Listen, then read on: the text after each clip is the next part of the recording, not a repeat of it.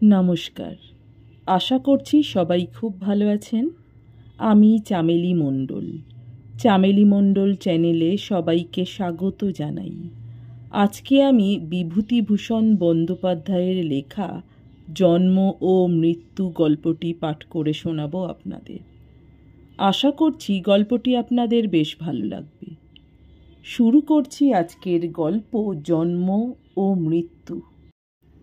জীবনের মাঝে মাঝে বেশ চমৎকার ব্যাপার ঘটে। ভেবে দেখবার ও উপভোগ করবার জিনিস হিসেবে সেগুলোর মূল্য বড় কম নয়। সম্প্রতি আমার অভিজ্ঞতার গণ্ডির মধ্যেই এমনই একটা ঘটনা এসে পড়েছিল। ঠিক একটা ঘটনা না বলে বরং তাকে দুটো ঘটনার সমষ্টিই বলা যেতে পারে। মধুপুরে একটা বাড়ি ভাড়া করবার দরকার ছিল। এক জায়গায় সন্ধান পেলাম। ভবানীপুরের এক ভদ্রলোকের বাড়ি আছে মধুপুরে, এবং তিনি সেটা ভাড়া দেবেন। সকালবেলা তাঁর ওখানে গেলাম। বেলা তখন 10টা। ভবানীপুরে ভদ্রলোক যে বাড়িতে থাকেন তা বেশ বড় বাড়ি। বাইরে সুসজ্জিত বৈঠকখানা, কিন্তু তিনি তখন বৈঠকখানার পাশে একটা ছোট ঘরের তক্তাপোশের উপর বসে গুড়গুড়ির নল মুখে দিয়ে তামাক খাচ্ছিলেন। ভদ্রলোক বৃদ্ধ, বয়সে 65-র কাছাকাছি মনে হলো, কিন্তু তিনি নিজেই তাঁর বয়সের সম্বন্ধে আমার মনে কোনো কল্পনার স্থান রাখলেন না। বললেন, আসুন আসুন, বড় ভালো দিনে এসেছেন। আজ আমার জন্মতিথি কিনা, তাই বাড়িতে একটু উৎসব গোছের আছে। তা বেশ, এসেছেন যখন আপনাকেও ছাড়ছি নে, ইত্যাদি।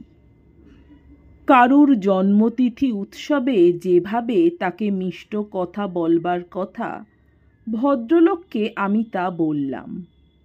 কাজের কথাটা এই উৎসবের দিনে কিভাবে পারা যায়, বা কতক্ষণ ধরে জন্মতিথিতে মঙ্গলেচ্ছা প্রকাশ সংক্রান্ত কথাবার্তা বলবার পরই বা কাজের কথা পারা সুষ্ঠু হবে, কিংবা আজকার দিনে বাড়ি ভাড়ার দরদস্তুর রূপ ইতর জনচিত কথাবার্তা বলা আদৌ শোভন হবে কিনা, ইত্যাদি মনে মনে তোলাপাড়া করছি। এমন সময়ে একটি সুন্দরী তরুণী হাসি মুখে বড় একটা ফুলের তোড়া হাতে ঘরে ঢুকলেন। পেছনে একটি যুবক।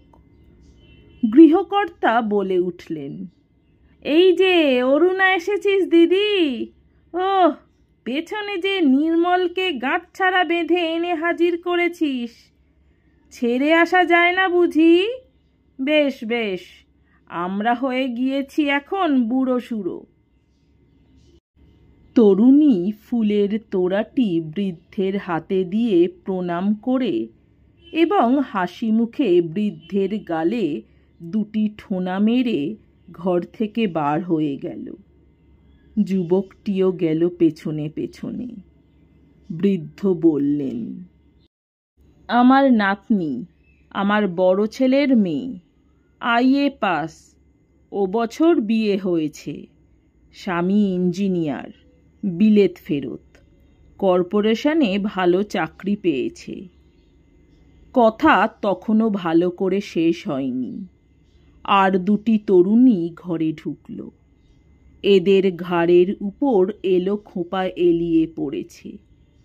পরনে জামিয়ারের মতো ছোট কলকার কাজ করা নীল শাড়ি ও ব্লাউজ, গলায় সরু মফ চেন, পায়ে সোনালি জরির কাজ করা নাগরা। দুইটি অবিবাহিতা, একটি গৌরী, অপরটি উজ্জ্বল শ্যামবর্ণা। এরাও ফুলের তোড়া দিলে। গৌরী মেয়েটি ঝিনুকের কাজ করা একটি নস্যদানি বৃদ্ধের হাতে দিয়ে বললে, বাবা পাঠিয়েছেন কুন্নুর থেকে। মা আসতে পারলেন না এখন, রাত্রে আবার থিয়েটারে যাবেন। বৃদ্ধ বললেন, আজ দুজনে বুঝি স্কুল কলেজ কামাই করে বসে আছো? যা, ও ঘরে যা, হরিদাসকে বলে রাখ গাড়ির কথা, আমার এরপরে মনে থাকবে না। তরুণী দুটি চলে যেতেই বৃদ্ধ বললেন, আমার মেজ মেয়ের মেয়ে, বাগবাজারে আমার মেজ মেয়ের শ্বশুর বাড়ি। গোরাচাঁদ মল্লিকের নাম শুনেছেন তো? ওই তাদেরই বাড়ি, বনেদি বংশ। গোরাচাঁদ মল্লিক ছিলেন আমার মেয়ের শ্বশুরের। এই যে ভূধর, এসো এসো বাবা, বসো। এবার আরও গুরুতর ব্যাপার, যাকে সম্বোধন করা হলো এবং যার নাম ভূধর, তার বয়স 50 থেকে 55। তিনি স্থূলকায় হলেও সঙ্গের মহিলাটির তুলনায় তিনি নিতান্ত কৃশ। এদের স্বামী স্ত্রীর পেছনে চারপাশ ঘিরে 6-7টি ছেলে মেয়ে। এদের বয়স 10 থেকে 19-এর মধ্যে, আর একটি 20-22 বছরের মেয়ে একটু পিছিয়ে ছিল। তার কোলে একটি শিশু। কিন্তু এ পর্যন্ত যে কয়টি মেয়ে এখানে দেখলুম, তাদের মধ্যে এই মেয়েটি সর্বাপেক্ষা সুন্দরী। বৃদ্ধ তার দিকে চেয়ে বললেন, এই যে মৃণাল, পিছিয়ে কেন? আয় আয়, খোকাকে দেখি, দে একবার ভাই আমার কোলে। নিশি দিল না? আমার অবস্থা শোচনীয় হয়ে উঠেছে। ছোট ঘরে যে ফাঁকা জায়গাটুকু ছিল, স্বামী স্ত্রী তার অনেকটা অংশ জুড়ে দাঁড়িয়েছেন, বাকিটা জুড়েছে ছেলে মেয়ের দল। পেছনের মেয়েটির জন্যে তেমন জায়গা নেই। আমি সংকুচিত অবস্থায় চেয়ার যতদূর সম্ভব পিছিয়ে সরিয়ে নিয়ে গিয়ে দেওয়ালের সঙ্গে মিশিয়ে দিয়েছি। জড় পদার্থকে আর সংকুচিত করা সম্ভব নয়, অথচ এই ভিড়ের মধ্যে দিয়ে ঠেলে যে বাইরে বেরিয়ে গিয়ে এদের স্থানের সংকুলান করব, তাও অসম্ভব। এরা আমাকে সংকোচের হাত থেকে শীঘ্রই অব্যাহতি দিলেন, এই জন্যে যে পেছনে আর একদল এসে ঘরের বাইরে অপেক্ষা করছে। এরা না বেরুলে তারা ঢুকতে পারে না। এরা তো প্রত্যেকে এক একটা তোড়া দিয়ে গেল। দুটি মেয়ে আবার দুটি বেলের গোড়ে বৃদ্ধের গলায় নিজেরা পরিয়ে দিলে। বৃদ্ধ কি একটা ঠাট্টাও করলেন। আমার তখন শোনবার মতো অবস্থা ছিল না। তারা ঘর থেকে বার হয়ে গেলে বৃদ্ধ বললে, এই আমার বড় ছেলে তারক, আলিপুরে প্র্যাকটিস করে, বালিগঞ্জে বাড়ি করেছে, সেখানেই থাকে। পিছনের দলটির মধ্যে মহিলা নেই, 3টি ছোকরা, বয়সে 16 থেকে 21। এরা এসে কিছু দিলে না। একজন অটোগ্রাফের খাতা বার করে বললে, জ্যাঠামশাই, আমার খাতায় আজকের দিনে কিছু লিখে দিন। অটোগ্রাফের খাতা ফেরত দিতে না দিতে আর দুটি ছেলে, তাদের সঙ্গে 12-13 বছরের একটি বেনি দোলানো মেয়ে। তারপরে ব্যাপারটা গণনার বাইরে চলে গেল। কত ছেলে মেয়ে, তরুণ তরুণী, প্রৌঢ় প্রৌঢ়া যে ঘরটায় ঢুকতে বেরুতে লাগলো, আমার আর তাদের হিসেব রাখা সম্ভব হলো না। ফুলে ফুলে তক্তাপোষটা ছেয়ে গেল। ফুলের তোড়া ক্রমশ উঁচু হয়ে উঠতে লাগলো, আর সেখানে জায়গা দেওয়া যায় না। আর এরা সবাই আত্মীয় আত্মীয়া, বাইরের লোক কেউ নেই।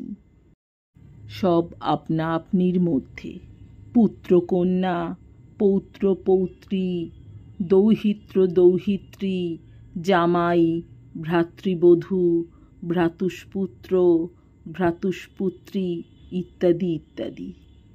ভদ্রলোক ভাগ্যবান, এদের মতো লোকের সাহায্য না পেলে প্রজাপতির সৃষ্টি রক্ষা অসম্ভব হয়ে উঠত। ক্রমশ ভিড় বাড়ছে দেখে আমি ঘর থেকে বেরিয়ে পড়লুম। আমি তখন হাঁপিয়ে উঠেছি। ভদ্রলোকও গোলমালের মধ্যে আমাকে তখন ভুলে গিয়েছেন। আমি তখন বাড়ির বাইরে এসে হাঁপ ছেড়ে বাঁচি। বাড়ির সামনের গলিতে সারিবন্দি মোটর দাঁড়ানো, সেখানে ধরেনি। গলি ছাপিয়ে মোটরের সারি বড় রাস্তায় এসে পৌঁছেছে। বিয়ে বাড়িতেও এত মোটর জমে কিনা সন্দেহ। গলি পার হয়েই বড় রাস্তার মোড়ে নিবারণ মিত্রের সঙ্গে দেখা। সে আমার পরিচিত বন্ধু। সেজেগুজে সিল্কের পাঞ্জাবি সুরওয়ালা নাগরা পরে তাকে ব্যস্ত সমস্তভাবে গলিতে ঢুকতে উদ্যত দেখে বললুম, ওহে, তুমিও কি বিশ্বনাথবাবুর বাড়ি যাচ্ছ নাকি? হ্যাঁ, কেন বলো তো? তুমি বিশ্বনাথবাবুকে চিনলে কি করে? এতক্ষণ সেখানে বসেছিলুম ভাই, দেখে শুনে মাথা ঘুরে গেল। শহরের 1/3 লোক দেখলুম বিশ্বনাথবাবুর আত্মীয়া, আর তারা সবাই এসেছেন ওই 77 বছরের বুড়োর জন্মদিনে ফুলের তোড়া উপহার দিতে। তোমার তোড়া কই? বন্ধু হেসে বললে, খুব আশ্চর্য লাগছে। বিশ্বনাথবাবুর 7 ছেলে 4 মেয়ে। এদের সকলেরই আবার ছেলে মেয়ে এবং অনেকেরই নাতি নাতনি, নাতজামাই ইত্যাদি হয়ে গিয়েছে। বিশ্বনাথবাবুরা 3 ভাই, তাদের ছেলে মেয়ে নাতি নাতনি আছে। হিসেব করে দেখো কত হয়। এবং আসল কথা কি জানো? বুড়োর হাতে 1050-60 টাকা আছে। সকলেরই চোখ সেদিকে। এ কথা যদি বলি তবে সেটা খুব খারাপ শোনাবে হয়তো, কিন্তু কথাটা মনে না উঠে কি পারে? তুমিই বলো। আচ্ছা আসি ভাই, দেরি হয়ে যাচ্ছে। বিশ্বনাথবাবুর জন্মদিনের সপ্তাহ 2 পরেই আমি স্বগ্রামে গেলুম। বলা আবশ্যক যে আমার গ্রামের সঙ্গে আমার সম্পর্ক খুব বেশি নয়। সেখানে বছরে একবার যাওয়াও ঘটে কিনা সন্দেহ। বাড়ি গিয়ে শুনলুম গ্রামের বৃদ্ধা শশী ঠাকরুন মারা গিয়েছেন।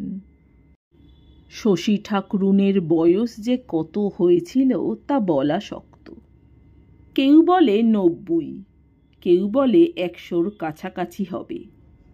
আমরা মোটের উপর তাকে আমাদের বাল্যকাল থেকেই অতি বৃদ্ধাই দেখে আসছি। বয়সের যে গণ্ডি পার হয়ে গেলে মানুষের আকৃতির পরিবর্তন আর চেনবার উপায় থাকে না, শশী ঠাকরুন আমাদের বাল্যেই সে গণ্ডি পার হয়েছিলেন। শশী ঠাকরুনের 4 ছেলে 3 মেয়ে। বড় ছেলেটি ছাড়া আর সকলেই বিদেশে চাকরি করে। বড় ছেলে তেমন লেখাপড়া না জানার দরুন দেশে থেকে সামান্য কি কাজকর্ম করে। তার অবস্থাও ভালো নয়। অনেকগুলো ছেলে মেয়ে নিয়ে বড় কষ্ট পায়। ভাইয়েরা পৃথক, কেউ কাউকে সাহায্য করে না। কর্মস্থান থেকে দেশেও কেউ আসে না। শশী ঠাকরুনের কষ্টের অবধি ছিল না। একটা চালা ঘরে ইদানিং তিনি পড়ে থাকতেন। বড় ছেলেই তার ভরণ পোষণ করত বটে, কিন্তু তেমন আগ্রহ করে করত না। অর্থাৎ তার মনের মধ্যে এ ভাবটা জেগে রইত যে মা তো আমার একার নয়, সকলেরই তো কিছু কিছু সাহায্য করা উচিত মাকে। তারা যদি না করে আমি বা কেন এত দায় ঘাড়ে করতে যাই। শশী ঠাকরুনের অন্য ছেলেরা কখনো সন্ধান নিত না, বুড়ি বাঁচল কি মলো। অথচ তাদের সকলেরই অবস্থা ভালো। মাইনে কেউই মন্দ পায় না। শহরে স্ত্রী পুত্র নিয়ে থাকে। বড় ভাইয়ের পত্রের জবাব দিত, তাদের নিজেদেরই অচল হয়েছে। শহরের খরচ থেকে বাঁচিয়ে বাড়িতে কি করে পাঠায়। বাড়িতে বিষয় সম্পত্তি তো রয়েছে, তার আয় থেকে তো মায়ের চলা উচিত ইত্যাদি। কিন্তু বিষয় সম্পত্তি এমন কিছুই না যার আয় থেকে বেকার বড় ছেলের একপাল পোষ্য ও শশী ঠাকরুনের ভরণ পোষণ ভালোভাবে চলে। বুড়ি খেতেই পেত না। ইদানিং আবার তার ছেলে মানুষের মতো লোভ দেখা দিয়েছিল, বিশেষ করে মিষ্টি জিনিস খাবার। আমি সেবার যখন দেশে যাই, বুড়ি দেখি একটা কঞ্চির লাঠি হাতে মুখুজ্জে পাড়ার মোড়ে বেলতলায় বসে। আমায় দেখে বললে, কুঞ্জ এলি নাকি? হ্যাঁ ঠাকমা, এখানে বসে কেন? এই বাদাবষ্টম খাবার বেচতে যাবে, তাই বসে আছি তার জন্যে। বাতাসা কিনব, ভিজিয়ে খাই। তা বেশ, বসো। ভালো আছো তো? আমাদের আবার ভালো থাকা থাকি। তুমিও যেমন দাদা, খেতেই পাইনে। বাদার কাছে 4টে পয়সা ধার হয়েছে, আর সে ধার দিতে চায় না। সিধুর কাছে আর কত চাইব? সে নিজের ছেলেপিলে নিয়ে আতান্তরে পড়ে আছে। আহা, বাছার আমার মুখ দেখলে বুক ফেটে যায়। আমি তার কাছে কিছুই নিই নে। তা তুই আমাকে আনাচারেক পয়সা দিয়ে যাবি? বুড়ির অবস্থা দেখে বড় কষ্ট হলো। পকেট থেকে একটা টাকা বার করে তার হাতে দিয়ে বললাম, এখন রাখুন ঠাকমা, যখন যা দরকার হয়। আমি যতদিন বাড়ি থাকি দিয়ে যাব আপনাকে। বুড়ি অবাক হয়ে গেল। আনন্দে ও বিস্ময়ে সে যেন প্রথমটা বুঝতেই পারলে না। আমি কি তাকে সত্যি একটা গোটা টাকা দিলুম? পরের বছর পুজোর কিছু আগে দেশে গিয়েছি। বুড়ি দেখি আমাদের বাড়ির সামনের বাতাবি লেবুর তলায় পত্রা দিয়ে যাচ্ছে, হাতে একটা কাঁসার জামবাটি। আমায় দেখে বললে, কখন বাড়ি এলি? বললুম, কাল এসেছি ঠাকমা। বাটি হাতে কোথায় গিয়েছিলেন? আর বলিস নে দাদা, বাটিটা নাপিত বাড়ি নিয়ে গিয়েছিলাম যদি ওরা কেনে। আমার দিন তো আর চলে না, হাতে মোটে পয়সা নেই। সিধু খুলনে গিয়েছে, আজ 4-5 দিন। বাড়ি একেবারে অচল, ছেলে পিলেগুলো খেতে পায় না, এমন অবস্থা। তা বাটিটা বিক্রি করে আর কদিন যাবে ঠাকমা? তবু যে কদিন যায়। তাও ওরা নিলে না, বলে এখন নগদ দিতে পারবো না। ধারে বাটি দিলে আমার কি করে চলে ভাই বলো তো? একটু গুড় খেতে পাচ্ছি নে। বাটিটা বেচে ভেবেছিলাম আজ হাটে আচ্ছের ভালো আখের গুড় আনতে দেব, আর আজকের হাটটাও হবে এখন। ছেলে পিলে শুধু ঝিঙে ভাজা আর ভাত খেয়ে মারা গেল। তা নিবি দাদা বাটিটা? ফুল কাঁসা, এ ওদের বাটি না, আমার নিজের বাটি। বিয়ের দানে আমার বাবা দিয়েছিলেন, দেখ না।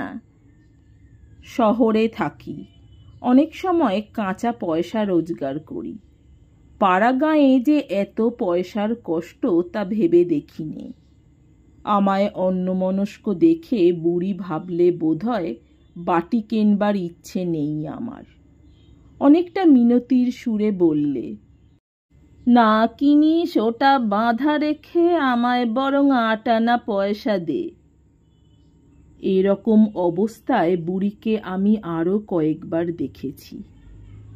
শুনলাম বুড়ির মরণকালে ছেলেরা কেউ আসেনি। বড় ছেলে খুব সেবা যত্ন করেছিল। বুড়ির গায়ে একটা লেপ ছিল। মরণের ঘণ্টা 2 আগে বুড়ি পুত্রবধূকে বলেছিল, বৌমা, লেপটা সরিয়ে নাও, 4-5 টাকা দামের লেপটা। আমি বাঁচব না, তখন ওটা আমার সঙ্গে ফেলে দিতে হবে। ও গেলে আর হবে না বৌমা। আহা, কোথায় পাবে সিধু যে আবার 4-5 টাকা খরচ করে লেপ বানাবে? শীতকালে বাছারা আমার আদুর গায়ে কাটাবে তাহলে। আরও খানিক পরে বুড়ি ছেলেকে ডেকে বললে, দেখ সিধু, একটা কথা বলি শোন। আমার শ্রাদ্ধে বেশি কিছু খরচপত্র করতে যাস নে যেন। বিধু, মণি, শরৎ ওরা কেউ কিছু হয়তো দেবে না। তুই একা পাবি কোথায় যে খরচ করবি? নমো নমো করে অমনি 5টি ব্রাহ্মণ খাইয়ে দিবি। আর যদি ওরা কেউ কিছু পাঠায় তাও সব টাকা খরচ করিস নে, হাতে কিছু রাখবি। এরপরে তোর ছেলেপিলেরা খেয়ে বাঁচবে। শুনলাম শশী ঠাকরুনের ছেলেরা সবাই বাড়ি এসেছে। ও খুব ঘটা করে মায়ের শ্রাদ্ধ করছে। বেড়াতে বেড়াতে ওদের বাড়ির দিকে গেলাম। সামনের উঠানে নারিকেলের ডাল পুঁতে বৃষোৎসর্গ শ্রাদ্ধের মণ্ডপ তৈরি করা হয়েছে। মণ্ডপের সামনে শামিয়ানা টাঙানো। গ্রামের অনেকেই সেখানে উপস্থিত। সেজ ছেলে গোপেশ্বর কাছা গলায় গ্রামের বৃদ্ধ চৌধুরী মহাশয়ের সঙ্গে আফিসে নূতন লোক ঢোকানো আজকাল যে কত অসম্ভব হয়েছে সে সম্বন্ধে কি বলছে। গোপেশ্বরের বয়স 45 ছাড়িয়েছে। রেলের অডিট অফিসে বড় চাকুরি করে। চৌধুরী মহাশয় বোধহয় তাকে কারো চাকুরির জন্যে বলে থাকবেন। কথার ভাবে তাই মনে হলো। আগে অনেক ঢুকিয়েছি কাকাবাবু, সিমসন গিয়ে পর্যন্ত আর সেই সুবিধে নেই। সিমসন সাহেব আমি যা বলেছি তাই করেছে। এখন পোস্ট খালি হলে সব তলায় তলায় ঠিক হয়ে যায়। আপিসের আর সেদিন নেই। শুনলাম গোপেশ্বর রিটায়ার করার পরে প্রভিডেন্ট ফান্ডের দরুন প্রায় 18-19 হাজার টাকা পাবে। হাওড়ায় না বরানগরে জমি কিনেছে, সেখানেই বাড়ি করবে। আজ 10-11 বছরের পরে সে দেশে এসেছে। মায়ের মৃত্যু না ঘটলে আরও কতদিন আসতো না তাই বা কে জানে। ওদের বাড়ির মধ্যে ঢুকে আমি অবাক হয়ে দাঁড়িয়ে রইলাম। এদের বাড়িতে যে এত ছেলে মেয়ে, বউ, ঝি চাকর আছে তা চোখে না দেখলে বিশ্বাস করবার জো ছিল না। মেজো, সেজো ও ছোট ছেলের বউয়েরা এসেছে। তাদের ছেলে মেয়ে, নাতি নাতনিতে বাড়ি ভর্তি।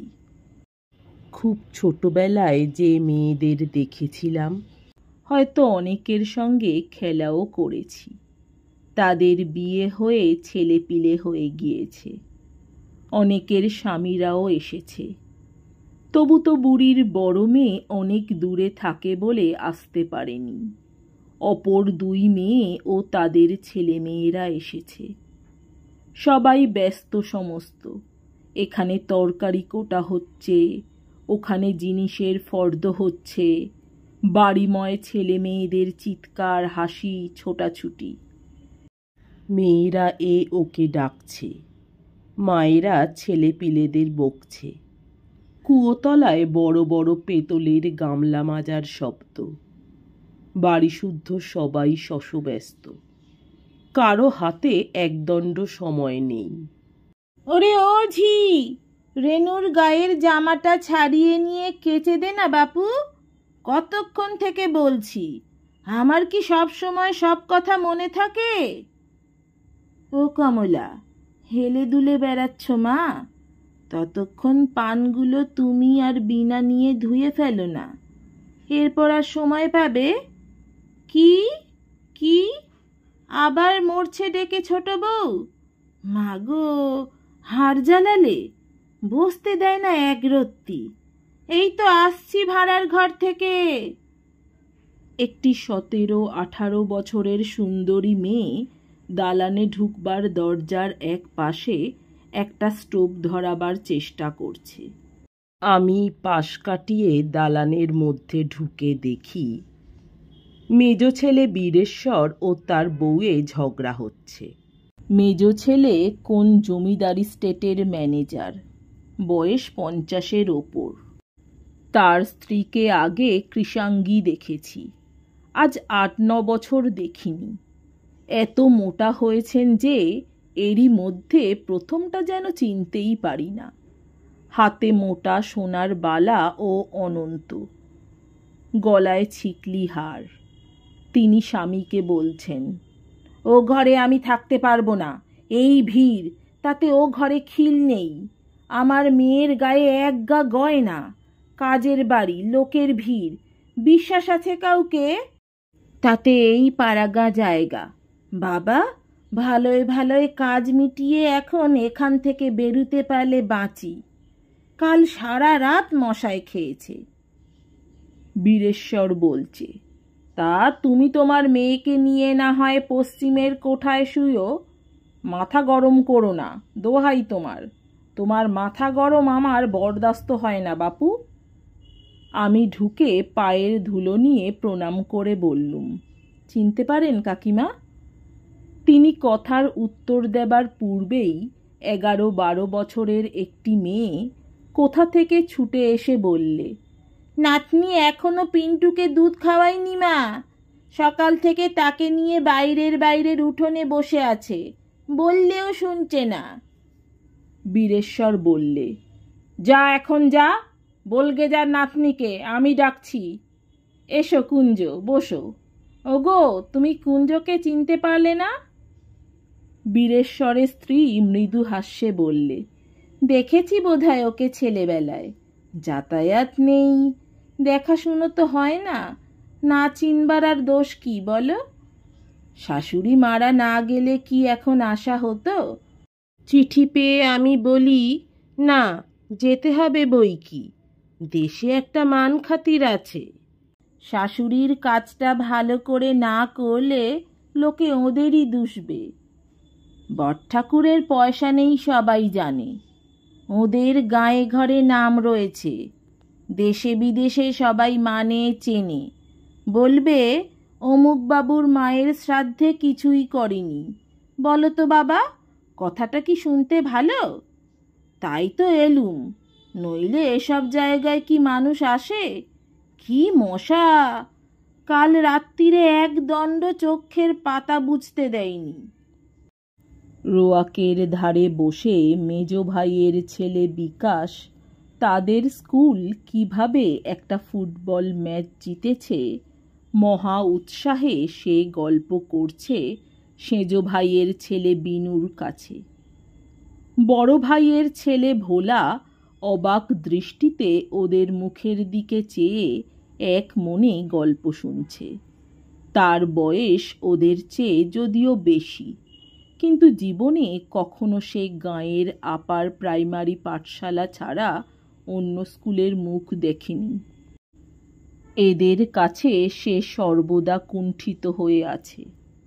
শুধু ভোলা নয়, ভোলার মাকেও লক্ষ্য করলুম। জায়েদের বড় মানুষই চালচলন ও কথাবার্তার মধ্যে নিতান্ত সংকুচিত হয়ে আছে। জায়েরা বড় মানুষই দেখাবার জন্যে প্রত্যেকে ঝি চাকর এনেছে, তাদের কাছেও যেন ও বেচারি কুণ্ঠিত ও সংকুচিত। হঠাৎ কোথা থেকে বিকাশের ছোট দিদি আরতি ঝড়ের মতো এসে বললে, এই যে এখানে বসে গল্প হচ্ছে ছেলের, ওদিকে কাকিমা দিদি সব ডেকে ডেকে হয়রান। চা হয়ে গেছে, খেয়ে এসে সবার মাথা কেনো, যাও। ওকে দেখেই আমার একটা ছবি মনে এসে গেল। বৃদ্ধা, মাজা বাঁকা, গাল তোবড়ানো শশী ঠাকরুন কাঁসার বাটি বিক্রয় করতে গিয়ে নিরাশ হয়ে ফিরছে নাপিত বাড়ি থেকে। এই হাসি মুখ বালক বালিকা, কিশোর কিশোরী, তরুণী, এদের সৌন্দর্য, সজীবতা, আনন্দ, যৌবন এদের সৃষ্টি করেছে সেই দরিদ্রা বৃদ্ধা শশী ঠাকরুন। এরা তারই বংশধর, তারই পৌত্র, পৌত্রী, দৌহিত্র, দৌহিত্রী। আজ তার মৃত্যু বাসরে এই যে চাঁদের হাট বসেছে, এতদিন এরা ছিল কোথায়? এরা থাকতে বুড়ি কেন খেতে পেত না? কেন চোখের জলে তার বুক ভেসেছে? তার কোনো উত্তর নাই। সঙ্গে সঙ্গে কলকাতার সেই বাড়িওয়ালা বৃদ্ধ ভদ্রলোকের বাড়ির উৎসবের কথাও মনে পড়ে গেল। এই রকমই অগণিত পুত্র, কন্যা, পৌত্র, পৌত্রী, দৌহিত্রী, দৌহিত্রর ভিড় দেখেছি সেখানেও। সবই সেই রকম, কেবল সেটা ছিল জন্মতিথি উৎসব। জন্মতিথি যার, তার বয়স শশী ঠাকরুনের মতোই প্রায়। নমস্কার, আমার গল্প পাঠ ভালো লাগলে, আরও এমন গল্প শুনতে চাইলে অবশ্যই আমার চ্যানেলটি সাবস্ক্রাইব করে দেবেন। দয়া করে লাইক, কমেন্ট, শেয়ার করতে ভুলবেন না। অনেক ধন্যবাদ।